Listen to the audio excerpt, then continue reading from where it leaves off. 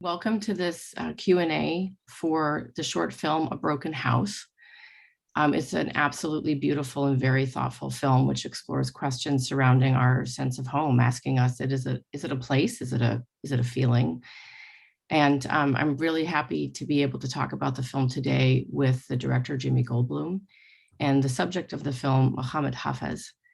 And we're going to have this conversation, and I'm so sorry that people watching it won't be able to ask questions at the end, but I'm really excited to be able to speak with them. So let's start with you, Jimmy. Can you tell me a little bit about how you met Mohamad and what it was about his work that made you want to make a film about him?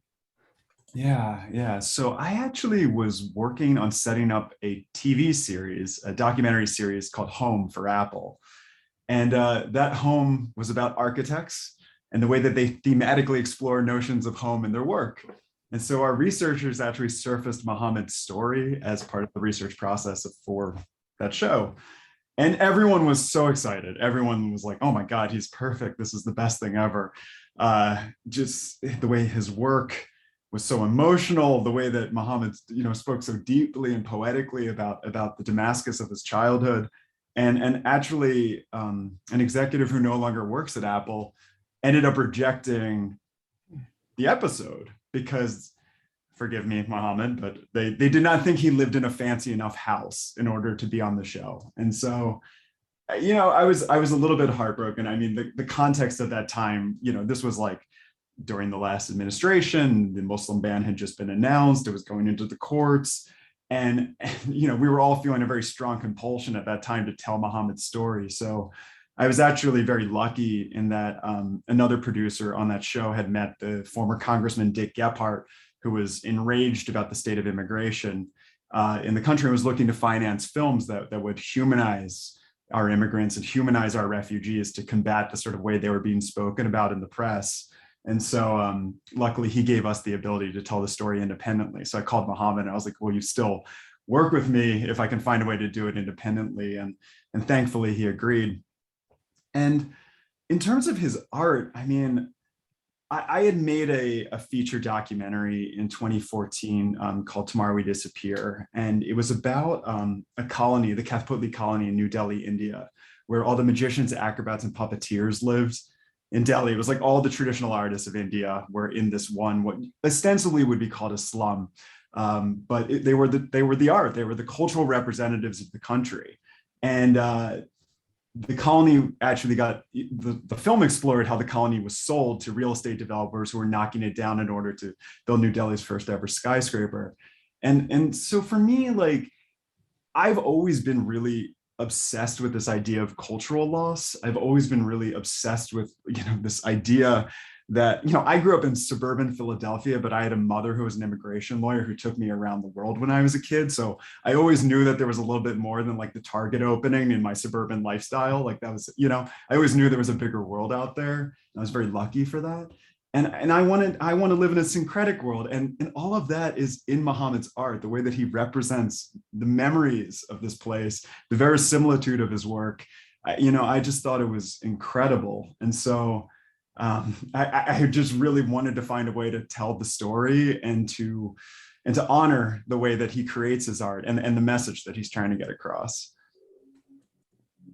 Thank you for that. I was thinking about this book, The Poetics of Space by Gaston Bachelard, and he speaks about how miniatures offer a place where we can embrace the imagination and embrace fantasy.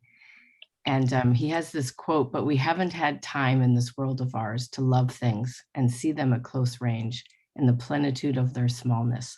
And I thought about that when I was watching your film. And in response to not being able to go home to Syria, Mohamad, you began to make miniature scenes of Damascus. And I'm wondering, could you speak about why you were drawn to miniatures?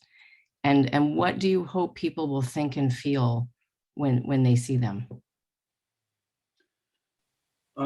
Yeah, thank you actually for sharing that quote from the book. I could relate to it very much. And I think, my training was as an architect, not an artist. So when I wanted to express myself creatively, the first tools I had were like more of model making tools, less so painting or so on. So it felt very natural, and indeed that's how the very first model got built, was just on the spot with a bunch of scraps from an older model. Um, 10 years of not being able to go to my home country, and this is well before the Syrian war, due to that travel ban that was there during the Bush administration, um, made me so homesick. And I chose miniatures because I wanted a very realistic level of detail. And I felt if I went any bigger, I wouldn't be able to detail them as much or have that freedom to detail the work. And there's something about miniatures that just humans gravitate towards. It's I don't know if it's the control in us or the kind of God view like down or what is it, but you kind of lose yourself working on these things, and your mind really just goes into this subconscious creative making, where you start imagining stories of the inhabitants of these houses that you're recreating, right? And with that, any small stroke, any small mark can have a message at a miniature scale. So very quickly, I became very interested in not only replicating the Damascus I remembered, but replicating the livelihood of the Damascus I remembered. A lot of my pieces now have sound and audio that I've recorded uh, from my last visit, and I'll take a lot of photos there. So I replicate the graffiti that's on the wall and the advertisements, and some guy saying to his girlfriend, "I love you, so and so," and that's the human footprint that we leave behind on architecture. That was, very interesting for me to be replicate in a miniature scale. Jimmy, beyond what's interesting about Mohamad's work from a cultural standpoint, I'm just curious about what your personal motivation was to tell this story. Um, yeah, so as I mentioned, Mohamad, like we first learned of his story actually around 2017. And so to give you a sense of what was happening in my life at that time, my wife and I had actually had a courthouse wedding. She's from Pakistan and she was here on a visa. And also around that time, obviously the Muslim ban was announced, and she had been diagnosed with complex PTSD because prior to coming to the United States, she was working as a conflict reporter and documentary filmmaker in Pakistan. And no one was ever really interested in the food culture of Lahore or the music culture of Karachi. They always wanted drone attacks. They wanted acid attack survivors, a film which she had worked on. And it had taken its toll. And so, yeah, I mean, I'm going to try not to cry like 5 minutes into our Q&A this morning, but I just saw how much she was being misunderstood, not just like societally and culturally, but also like in my family. Like there was just no sort of understanding amongst like my progressive Jewish community in Philadelphia, what like my, Pakistani Muslim, highly educated, highly accredited wife was going through at that time. And so I really wanted to tell a film that ultimately was about being seen and how incredibly devastating it can be when you're not seen. And so, because I think like, when I look at Mohamad's story, it's like there's the level in which, like, because of the NSEERS program to which you just referred, 80,000 plus Muslims were put into a registry of which no arrests emerged, right? They weren't seen. They were completely dehumanized. And then in the film, they talk about like how a refugee had to be taught how to turn on a light switch. Like that's the level of dehumanization. And it's by design, because that's how you can have a war with people if you don't think that they're human beings. So there's that cultural level of not being seen. But then also there's that level that Mohamad has of, I think, not being seen by his mother in the end. And that can be some of the most devastating things in a human's life when you love your family, but they don't see you. And so I just, because of what I was going through with my marriage at the time, I just really, really deeply related to that. And I was so grateful to Mohamad for his vulnerability, because it allowed me actually to process so much of what we were going through at the time. Mohamad, these days when most people hear the words Damascus and Syria, they have this very specific association with this place. And they probably don't know that Damascus is one of the oldest continually inhabited cities in the world. And they don't understand its architectural history, its cultural history. Can you share in your experience what people share with you? What do people think of Damascus now? And how and why are you attempting to redefine Damascus and Syria differently for people who get to see your work? Well, it's important to realize also that the people I'm trying to talk to are two different ends of the spectrum. I find myself not only speaking to um, a global audience that is misinformed about our culture, and on all they think is about our culture is ISIS and terror and destruction and war and refugee camps. But the Arab Spring has been going on for what, 14 years now, 15 years, and we have a new generation of kids that have been raised outside of their countries, sometimes in refugee camps and in a very harsh. So I find myself speaking to them as well, because they're going through an identity crisis, where they too do not know the countries before the destruction and the war. They haven't lived in it. So those two different audiences that I speak to gives me just a lot of energy and a lot of motivation to keep doing these talks and workshops and art exhibits, primarily because I too grew up in Saudi Arabia in the 80s for the majority of my life. It's not until I was 15, 16 years old that my dad decided to retire, and I got my full taste of Damascus. And undoubtedly, in summer vacations, we would go to Damascus and visit the family, but we would stay maybe 3, 4 weeks tops, and you'd spend most of that time in the swimming pool anyway.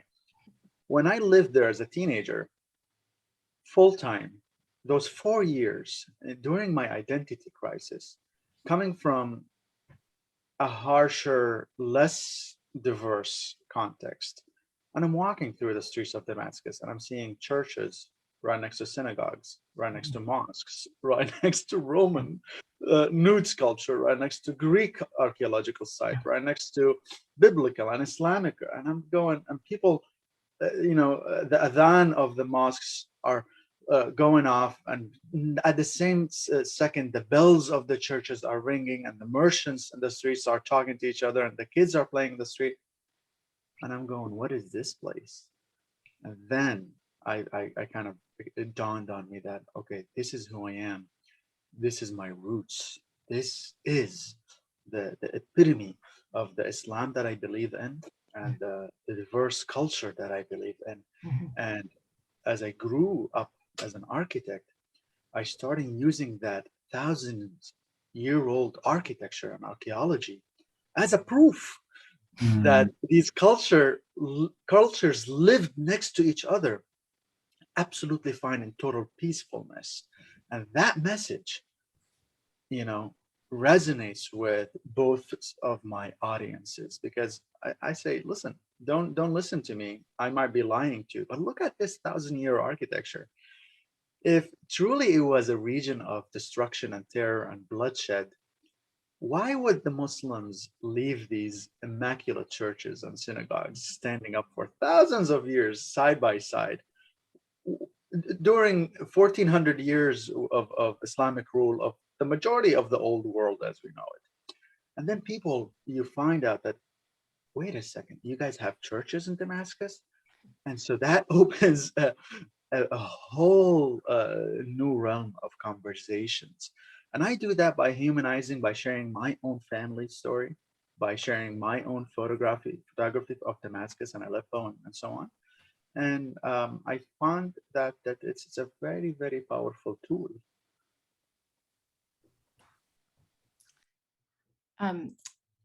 Jimmy, you mentioned earlier the moment in the film when Mohamad was speaking with refugees in a camp in Lebanon, and the people were instructing them on how to use a light switch. And they said, please tell that person that we know how to use a light switch. We had a beautiful house. We had a life. And when you think about this historic number of people that have been displaced worldwide, 80 million today, right, by war, by famine, by climate refugees, I'd like to ask each of you, and we'll start with Jimmy, what frustrates you about how refugees are being represented in both fiction and nonfiction films and television?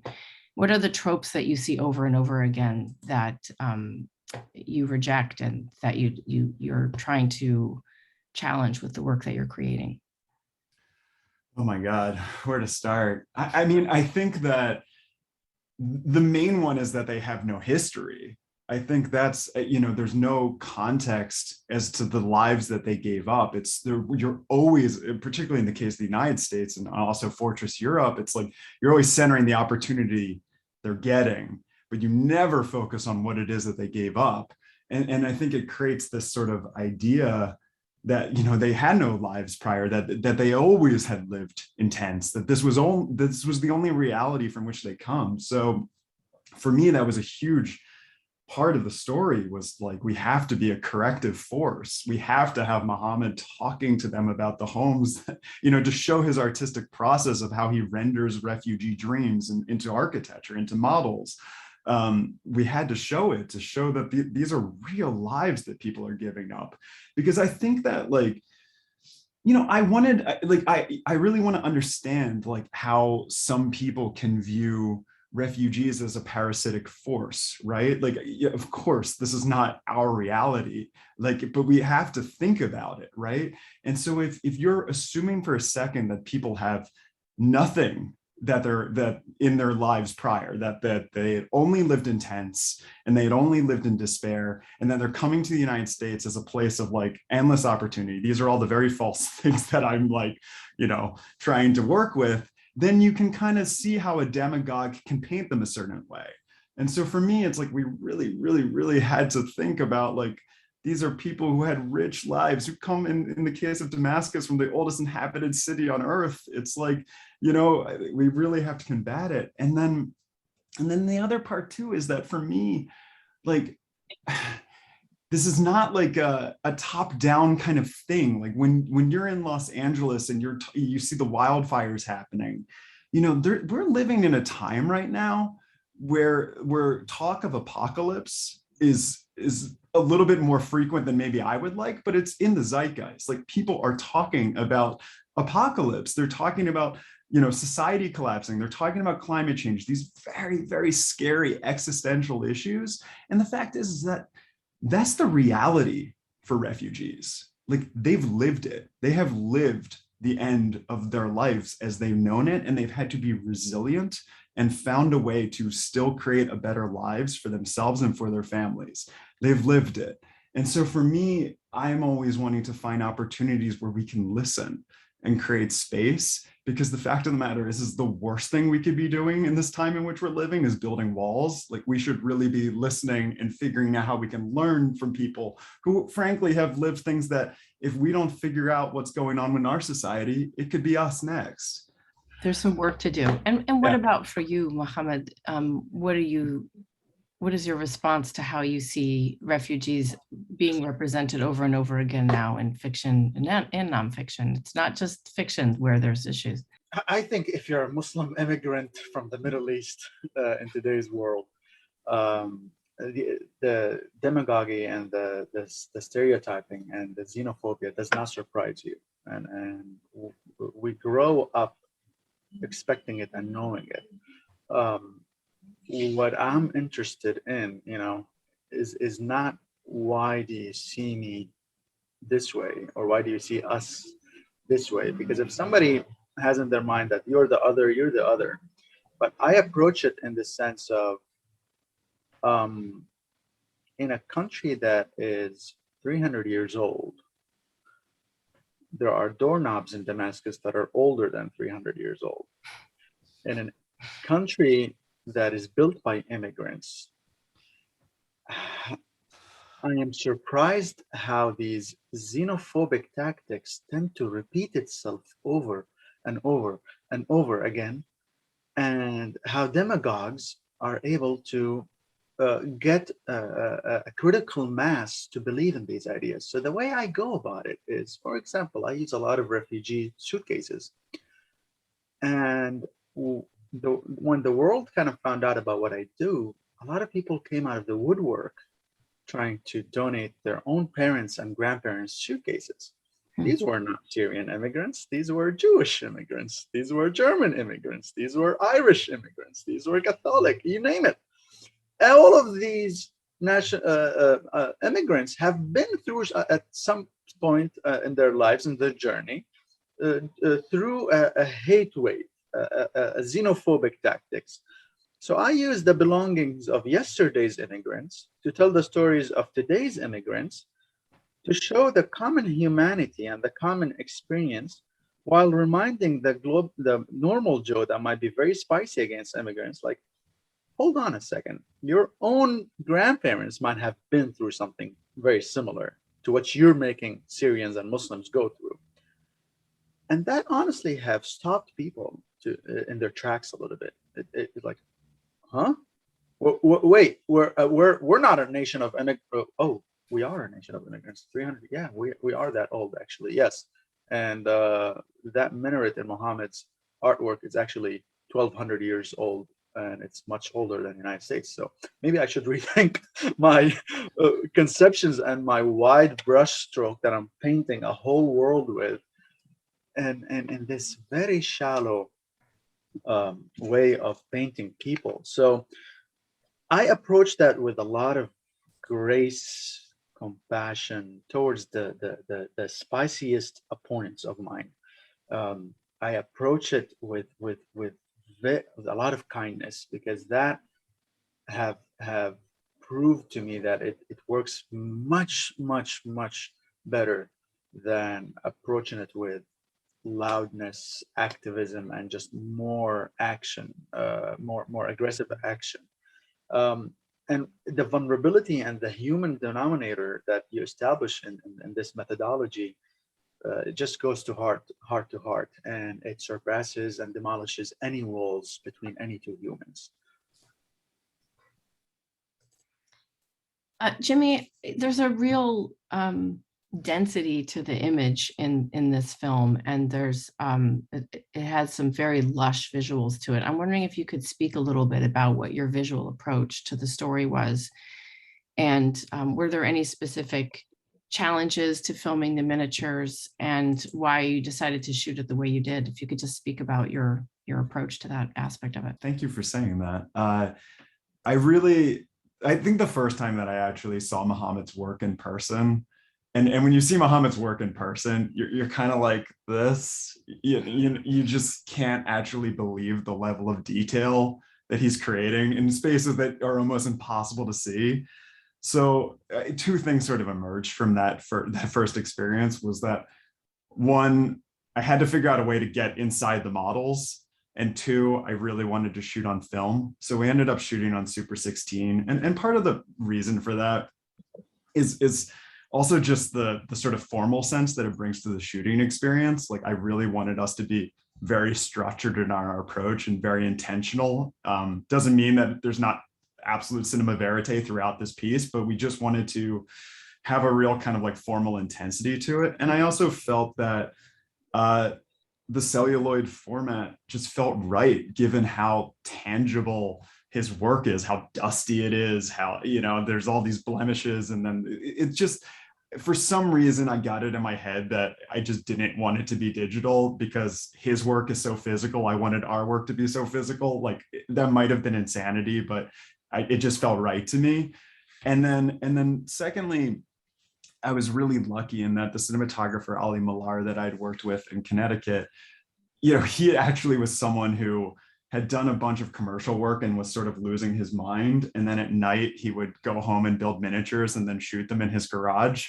And I was like, okay, this like beautiful lunatic is like perfect for this, because Ollie had knowledge of a thing called a periscope lens or a snorkel lens, which traditionally were used in Hollywood sets. As you know, you would build a model of New York and then you would send in the flood, and that's how you would do it, right? It was a way to create show scale to models, and it was perfect because essentially it's just a very long lens, and it allowed us to go right into Mohamad's work. And what that does is that it sort of gives it this quality that you don't actually know if you're living in the real world of Damascus in Syria or the art world, Mohamad's dream world. It began to kind of make those lines a little bit blurrier, which for me just thematically underpinned what we were trying to do, which is that we are very subjectively trying to show how Mohamad is experiencing all these stages, you know, from being trapped here through the war, through the refugee crisis, how that's getting represented in his art. And so the snorkel lens was sort of the way that we were able to do it. Mohamad, I was really moved in this. There's a moment in the film when you talked about being in school. It was during Thanksgiving break, and you were alone in the studio space, and you realized it was empty because everyone else was home with their families. And later on, you speak about that Welsh word "heraeth," and I also thought about the Portuguese word "saudade," another word for homesick. And I'm curious, how would you like your work to redefine a sense of home? And how has your idea of home changed over time? That's a really deep question. I'm not sure we have enough time to discuss it, but for me, you know, as a young student, undoubtedly the nostalgia first was to a physical space and a physical memory, and dinner parties in our houses and warmth that I miss. As I grew up and noticed how much of the physical home that I missed has changed, whether due to wars, due to aftermath of wars, and not only that, but also the changes, the toll that it takes on people's personalities, and people that have been living under these harsh circumstances for 10 or 15 years now, they also change. And so when you have a simple phone call with your uncle or cousin that you loved and they were full of energy, and you find out that the reality is no longer that energetic, happy person because of what they've been through, and a lot of my family is still back home, I think part of me wanted to escape and freeze that home memory in my mind as I knew it. Um, I didn't want it to change. And a lot of folks, you know, tell me, when you're older and you don't have to get drafted to the military, would you ever go back? And I don't know if the answer is yes anymore, because part of me saw Syria in a very pristine, beautiful condition before the war, and it that romanticism gives me that energy to recreate it in miniature forms. So home today for me, after all of that had happened with my family leaving and so on, it might just be this romantic connection that I have with my miniature models, with the sounds that I took from Damascus, with the water trickling in my fountain, with the Turkish and Syrian coffee that I boil in my studio. It might be an experience that I have created and have preserved. Um, and I don't want that to change. That's something I control, and that is something that brings me ease. And part of me, the naive part of me, doesn't want to face reality. And so maybe that's the artist in all of us. Hirayat, I connected to it because I found that word. It's in Arabic we say ghurba, the diaspora, and it's that nostalgia, homesickness that a lot of immigrants can go through. It doesn't have to be Middle Eastern immigrants. A lot of immigrants, the first generation, they're yearning and they're longing to their memories the way they remembered, and their worlds have changed so much that they want the worlds they knew, not the ones the world they know today. And I find myself, although I'm not that old, maybe, that I kind of click with a lot of senior citizens in the way I speak, and a lot of about nostalgia and home. They're like, yeah, we remember that old. And my peers are going like, how old are you, man? What's going on with you? Yeah. Jimmy, I always find that there's a unique challenge for each film when I'm in the edit room. And because there's always some challenge with telling a story, and I might have shot like, 4 story threads and I can only have 3, and I've got to figure out what's happening. I'm wondering if you could speak about any specific challenges that you had in the edit room when crafting this story and how you overcame them. It's a very interesting question. What were unique challenges in the edit? Well, Mohamad had spoke earlier about the fact that he had grown up for part of his part of his life in Saudi Arabia, sort of in this doctor's enclave, which I would imagine does not have the rich syncretic nature of Damascus. It was very quarantine feeling. And the original title of the film was Harayath, actually. And I think that what I was trying to do was create the sense that like maybe this homesickness, this sort of dreamy nostalgia had always been a part of Mohamad's DNA, and that the war and the crisis sort of exacerbated a nostalgia which was already there. And so that was definitely like a challenge that I was working with in the edit. And also, by the way, this is the first short that I've ever done. Like I think something that I share with Mohamad is just maybe like a lunatic ambition, or like a megalomaniac belief in oneself that we can do these things that we've never sought out to do before. And so the first thing I ever made in film was that feature I was speaking about, and I'd never done a short before. And like, so my sort of way of editing was like always this very scattershot, like let's bring in things from over here and let's bring things from over here and put them together, and like let's see if magic comes. And I just tortured my poor editor, Brad Turner, who's just so good. And like every documentary filmmaker hopefully says, it's ultimately your savior and your babysitter and your like best friend and everything. And it didn't work for a short. It didn't work for a short to do that. What I really had to do was to begin to just take things out. It felt much more sculptural, actually. It, like where I was like, I have this block of marble and I just have to take away things forever until it gets to something that feels cohesive. And so losing Saudi Arabia as a portion of the story was actually something that actually I think allowed the film to be deeper, because ultimately it allowed it to be less about like a reductive like psychological analysis that's like Mohamad was here psychologically, then he was here psychologically, and then he was here psychologically. And what I think it allowed by removing actually some of the biography was for it to live more poetically, where maybe it doesn't necessarily always make sense on a narrative level, but you just feel it. And so that was the real learning point for me, where I was like, oh, in shorts, less can be more. That's what I think. Yeah. I can relate to this very deeply. Yeah. I understand exactly the sculptural element of shorts. It's very hard to do. Yeah. So this is really my last question. It's for you, Mohamad. You speak in the film about what is lost culturally when something like 1,000-year-old minaret is bombed out of existence, or the damage is done to the ancient site of Palmyra. And I'm wondering if you could speak a little bit now about how destroying our history is also a human cost to war. And what do you think the long-term effects might be for Syrian culture? I grapple with that question almost every day. And I cannot voice out these concerns to my own people, the Syrians, because they're so traumatized and they paid such a heavy price, and rightfully so. The loss of lives is the most expensive thing to pay in these conflicts. So I cannot talk to them about, but the architecture, but the archaeology, but how can we preserve history?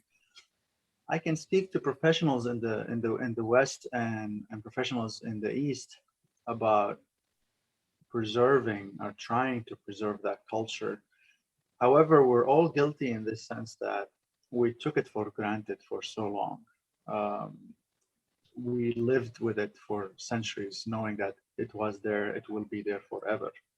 So, as an architect, a lot of our churches, a lot of our mosques have not been uh, surveyed, have not been scanned, have not been documented like the ancient churches that have been documented in Europe, for instance. You know, when Notre Dame burned down, it was devastating, but then the hope was to rebuild because it's one of the most detailed documentation in the world. We have laser scans of the way it used to look like. And unfortunately, I cannot say the same thing about that loss of archaeology, architecture, and culture, right? Now, beyond the loss of stone, you have the loss of the inhabitants, the way they used to live in that stone, and they used to carry themselves and their society within that stone. And I think our region is way too traumatized that it takes 3 to 4 generations to kind of get out of this trauma and revive what used to be. There's a guilt feeling inside me that says it's on us, the Syrians in the diaspora that are not living under such traumatic conditions, to take it upon us to preserve this culture, to teach it to the newer generations, and to move on. And I'll end with this by, I think the most unique experience I've had with Jimmy's films, and I've never had that with any of the media films that I've ever shot, like the newspaper typical articles, is that his film really was therapy for me. It made me realize the trauma that I've went through, digest the harayat within my life, and digest the fact that a lot of my family did not see me. And so once I noticed that, and once I lived with that, and once it's out in the world, it gave me the push to say, okay, Mohamad, next step, hope building, reconstruction building, cultural building. And that to me is the light that pulls me out of bed every day. It's that energy that led me to leave my high-paying corporate architectural firm and do my art 100%, because I believe in preserving that culture and go around to schools and talking to youngsters, to talking to generations about how this region used to be, what was my experience, and showing them the photography that I took and the videography that I took of that area before all of the wars had happened. Thank you for that, Mohamad. That's really beautiful. Before we wrap up, I just wanted to show you these miniatures that I have that I got in Aleppo from the last time that I was in Syria. These are made from soap. They're carved from soap. And when I got them in the market in Aleppo, it was in the fall of 2009. It's the last time I was in Syria when I was there making my film. And, I treasure them now because the market, experienced so much damage. It's a UNESCO World Heritage Site, and it was practically destroyed. And, I even have this one of the Citadel from. Wow. So I just wanted to share those miniatures with you because they're so precious to me, and because they're soap, they're really fragile. But they are. These are the things that we keep to connect us to places that we've been and that we loved. So I just want to say thank you to both of you so much for making this gorgeous film and for speaking so eloquently about the themes that you're exploring in the film. We're really grateful to you for this conversation. Thank you. Thank you so much, Lara, and thank you for sharing that. That was really beautiful. Oh, my pleasure. شكراً كتير. أهلاً وسهلاً. Thank you. Thank you.